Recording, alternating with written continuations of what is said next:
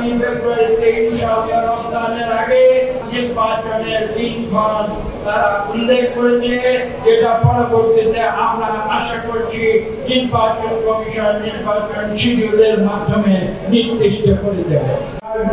উন্মোচন করতে বাধ্য হচ্ছে। আপনাদের স্পষ্ট ভাষায় বলে দেয়, এখানে যারা বসবাস করে এই দেশে তারা জানে সেই সময় বাংলাদেশের ভোটার তালিকা কিভাবে প্রস্তুত হতো। একজন নাগরিক নিজের গ্রামের বাড়িতে ভোটার হতো, আবার যারা শহরে কর্মস্থলে বাস করত সেখানে তারা ভোটার হতো। এটা তৎকালীন যে আমাদের যে সমাজের যে ব্যবস্থা ছিল সেই সকল ব্যবস্থার কারণে অনেকে দুইবার ভোটার হিসাবে তারা তালিকাভুক্ত হতো, কিন্তু তারা কখনো দুইবার ভোট দেয় নাই। তারা যখন ভোটের দিনে যদি তারা বাড়িতে যেত, বাড়ি থেকে ভোট দিত, ভোটের দিনে যদি তারা শহরে থাকতো শহরে ভোট দিত। এই কঠিন সত্যগুলো আজকে আমি নতুন করে বলতে বাধ্য হচ্ছি এই কারণে যে মিথ্যা ইতিহাস আওয়ামী লীগ যেটা সৃষ্টি করেছিল, মিথ্যা ইতিহাস 1/11 যেটা সৃষ্টি করেছিল, সেই মিথ্যা ইতিহাসের মুখোশ উন্মোচন করে দিতে হবে। এবং পরবর্তীতে নতুন করে ভোটার লিস্ট করা হয়েছিল, এটা সত্যি, কিন্তু সেই ভোট ছিল সম্পূর্ণ নিয়ন্ত্রিত।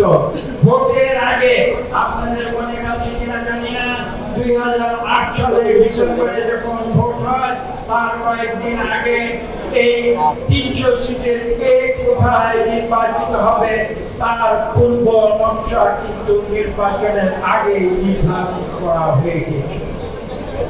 এবং সেভাবে 1/11 এর মাধ্যমে একটি সরকারকে তখন পরিকল্পিতভাবে বাংলাদেশে প্রতিষ্ঠা করা হয়েছিল, এবং যার ফলশ্রুতিতে পরবর্তী 15 বছর তারা বাংলাদেশকে ধ্বংস করে দিয়েছে।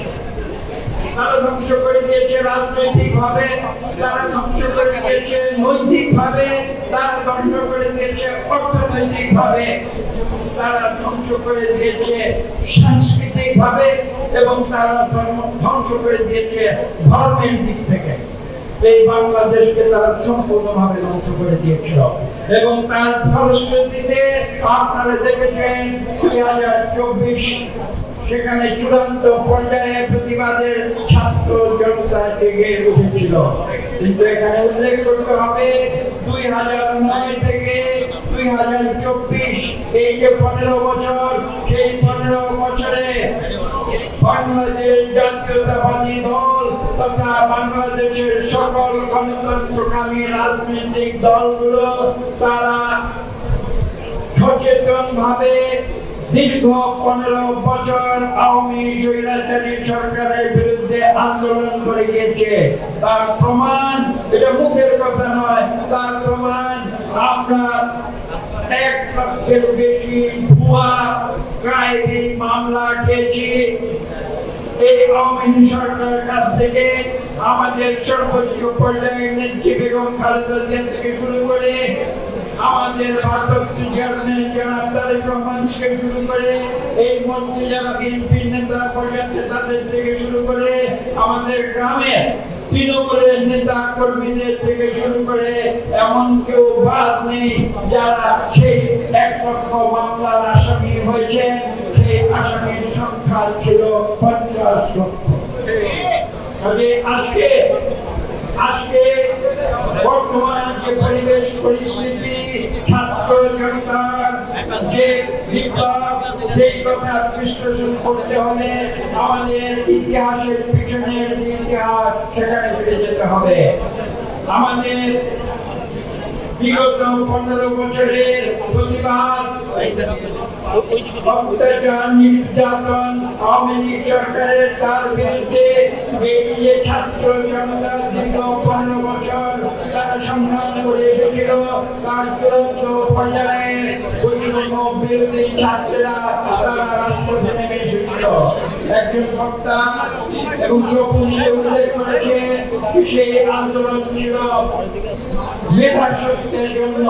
যে মেধা শক্তির আন্দোলন একটি পর্যায়ে গিয়ে সরকার বিরোধী আন্দোলনের রূপ নেয়, এবং তারা এই চূড়ান্ত পর্যায়ে বাংলাদেশের 18 কোটি গণতন্ত্রকামী মানুষের ভেতরের যে ক্ষোভ, সেই ক্ষোভ যখন তার হয়ে ওঠে, সেখানে ছাত্র জনতা বৈষম্য বিরোধী আন্দোলনের মাধ্যমে সেখানে দেশপ্রায়ের কাছে যেমন একটি স্ফটিক ছুড়ে দেয়, তেমনি স্ফটিক ছুড়ে দিয়েছিল, যার বিস্ফোরিত হয়ে 5ই আগস্ট 2024 এই সরকারকে উৎখাত করেছে।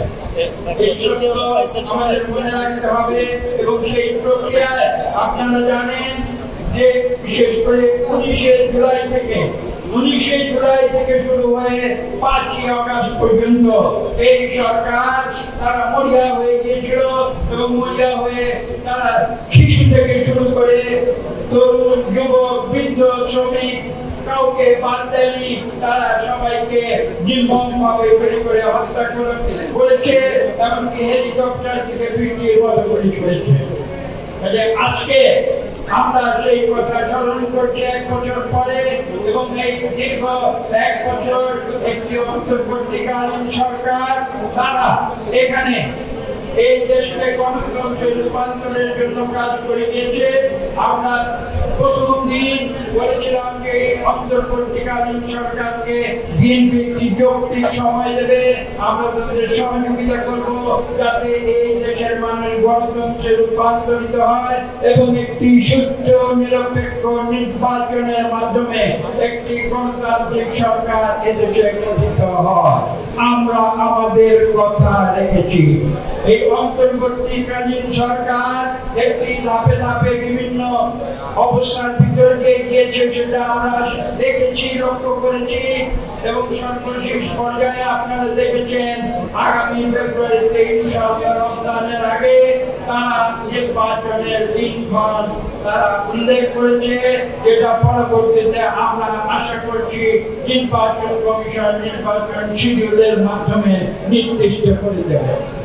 এবং আমরা বিশ্বাস করি বাংলাদেশের মানুষ, এখানে ইতিহাস আমি ঢাকা কলেজে পড়েছি, তার সঙ্গে আরেকটি ইতিহাস আমি যোগ করব, সেটা হচ্ছে এই বাংলাদেশের মানুষ কোনোদিন কারো আধিপত্য অন্যায় স্বীকার করে না। পরম শক্তিশালী মুঘল সম্রাটরা বাংলাদেশকে অধীনস্থ করতে পারে না, এবং বারবার এবং পাকিস্তানের স্বৈরাচারী সরকারও কিন্তু বাংলাদেশকে অধীনস্থ করতে পারে না। কাজে বারবার আমরা স্বাধীনতা চেয়েছি, এবং স্পষ্ট ভাষায় বলে দিতে চাই যে আমরা পাকিস্তান থেকে স্বাধীন হয়েছিলাম অন্য কারো অধীনতা স্বীকার করার জন্য নয়। এই সত্যকে অবলম্বন করে বাংলাদেশের মানুষ গণতন্ত্রের জন্য যুদ্ধ করেছে, জীবন দিয়েছে, রক্ত দিয়েছে। আজকে কতগুলো শহীদ পরিবার আপনারা দেখেছেন এখানে এসেছে, আমরা তো সবাইকে এখানে আনতে পারিনি।